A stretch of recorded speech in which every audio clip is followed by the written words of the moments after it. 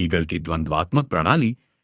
George Wilhelm Friedrich Hegel GWF Hegel की द्वंद्वात्मक प्रणाली पश्चिमी दर्शन शास्त्र के इतिहास में सबसे जटिल और प्रभावशाली प्रणालियों में से एक है। जैसा कि हमने पिछले भाग में कार्ल मार्क्स की चर्चा की थी, मार्क्स ने अपनी पद्धति हीगल से ही ली थी, लेकिन हीगल का दृष्टिकोण मार्क्स से बिल्कुल उल्टा, यानी आदर्शवादी आइडियलिस्टिक था। सत्य तक पहुंचने की वह प्रक्रिया जिसमें हेगेलवादी पद्धति के अनुसार प्रथम पक्ष थीसिस या वाद के रूप में प्रस्तुत किया जाता है, विपक्ष द्वारा उसका एक विरोधाभासी प्रतिपक्ष, प्रतिवाद या एंटीथीसिस विकसित किया जाता है, और फिर थीसिस और एंटीथीसिस को मिलाकर एक सुसंगत संश्लेषण, संवाद या सिंथेसिस तैयार किया जाता है।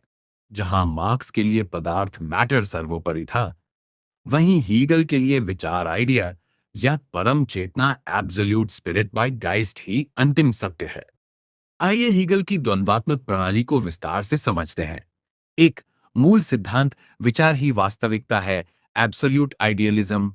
हीगल का प्रसिद्ध कथन है, जो विवेकपूर्ण है वह वास्तविक है, और जो वास्तविक है वह विवेकपूर्ण है। उनके अनुसार यह संपूर्ण ब्रह्मांड और मानव इतिहास कोई अंधी भौतिक प्रक्रिया नहीं है। इसके बजाय ये परम चेतना एब्सोल्यूट स्पिरिट के स्वयं को जानने और विकसित करने की एक तार्किक प्रक्रिया है। चेतना का ये विकास जिस तरीके से होता है, वही द्वंद्ववाद डायलेक्टिक है।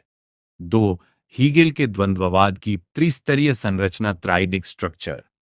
हीगल का मानना था कि मानव विचार और इतिहास एक सीधी रेखा में विकसित नहीं होते, बल्कि वे अंतर्विरोधों, कॉन्ट्रडिक्शंस के माध्यम से आगे बढ़ते हैं। इस प्रक्रिया के तीन चरण होते हैं: वाद, थीसिस, एफर्मेशन। यह शुरुआत है। कोई भी विचार या स्थिति जब पहली बार सामने आती है, तो वह अमूर्त, एब्स्ट्रैक्ट और अधूरी होती है।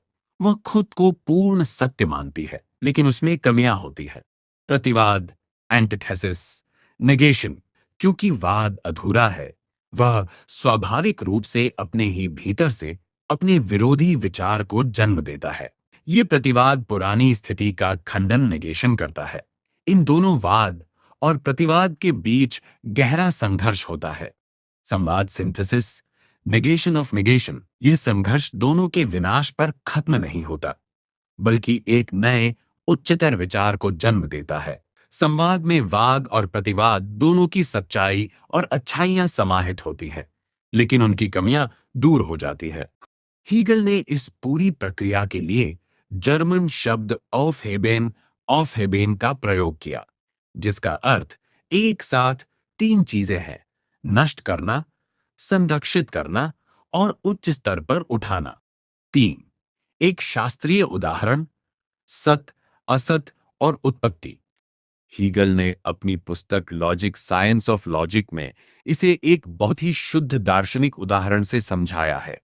एक वाद, सत बाय बीइंग, सबसे पहला और सरल विचार है कि कुछ है बीइंग। लेकिन अगर आप केवल होने के बारे में सोचें, जिसमें कोई गुण न हो, तो वह पूरी तरह से खाली विचार है। दो प्रतिवाद, असत बाय नथिंगनेस। शुद्ध सत इतना खाली है कि वह कुछ न होने, नथिंगनेस के बराबर है। अतः सत तुरंत अपने विपरीत असत में बदल जाता है। तीन संवाद, उत्पत्ति बाय बिकमिंग। सत और असत का यह निरंतर टकराव एक नई अवधारणा को जन्म देता है: उत्पत्ति या बनना, बिकमिंग। दुनिया में कोई भी चीज न तो पूरी तरह से है, स्थिर, और न ही पूरी तरह से नहीं है, बल्कि हर चीज लगातार कुछ नया बन रही है, बिकमिंग। चार इतिहास और समाज पर अनुप्रयोग।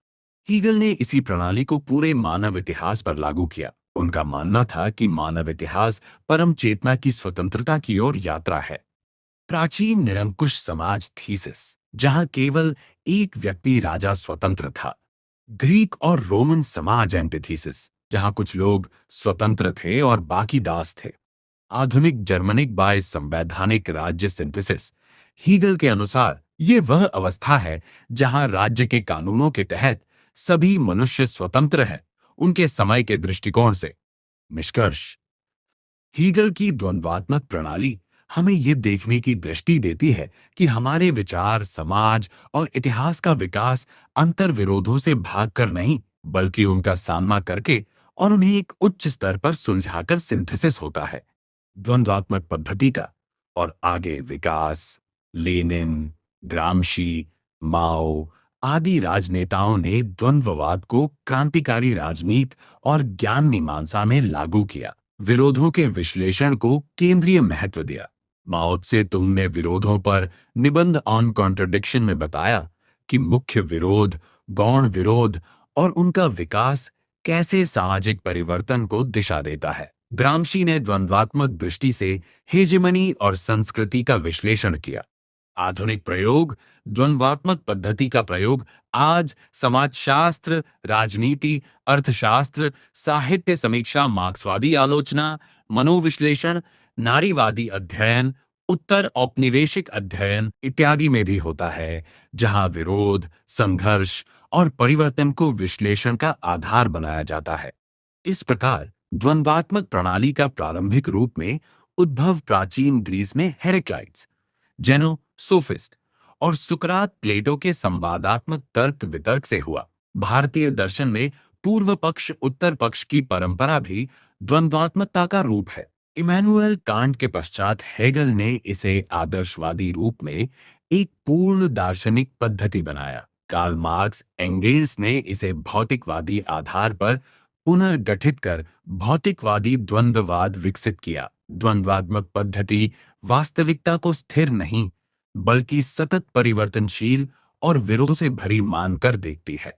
इस प्रकार द्वंद्वात्मक पद्धति या डायलेक्टिकल मेथड हमें गहरे स्तर पर यह समझने में मदद करती है कि परिवर्तन कैसे और क्यों होता है, चाहे वह विचारों में हो, प्रकृति में हो या समाज में।